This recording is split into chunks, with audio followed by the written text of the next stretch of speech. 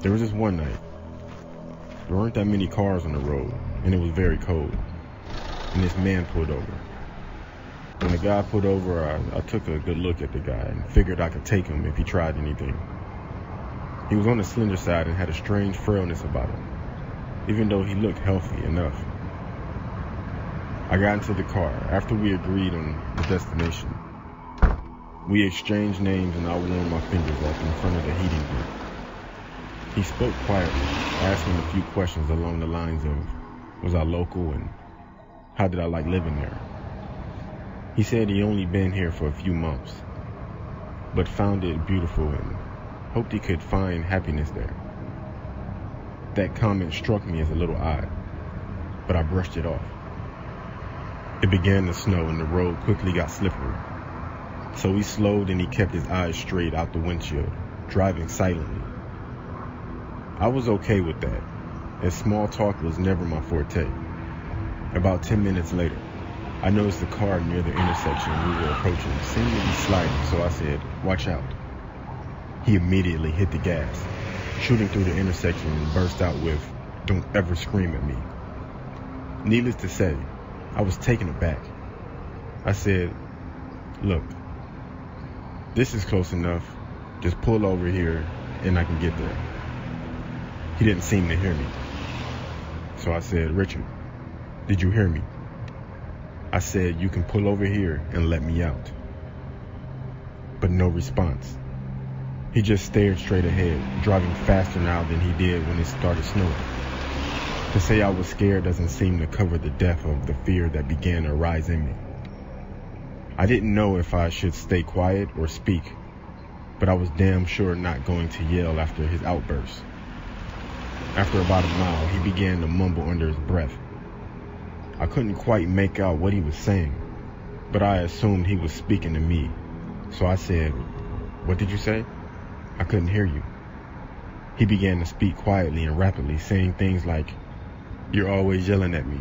I've told you time and time again, do not yell at me. I don't appreciate it. No, you don't listen. You don't listen." And I was just sitting there looking at him. I was at a complete loss.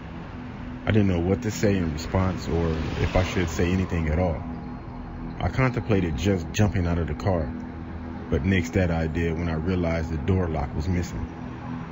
There was just a silver-lined hole where it should have been. I started to cry and debate with myself about causing an accident by grabbing the wheel and hoping for the best, when he suddenly looked at me for the first time since I had gotten in the car. He blinked several times, rapidly, then slowed the car, pulling into a gas station. I waited to see if he unlocked the doors, not wanting to say anything to set him off again. After a minute or two, he quietly said, "I think I better let you out of here." And he hit the button to the door locks, and he opened the door. I wasn't about to hesitate, so I jumped out of the car as if I were on fire. I was about to turn and walk into the gas station when he called my name. He looked so damn sad and I hesitated. He apologized, said he was sorry if he had frightened me, that he never would have harmed me. And he asked if I'd be able to get home okay. I said I would and closed the door. He began to pull out of the gas station, but stopped suddenly. He just sat there for a couple of moments, his head down.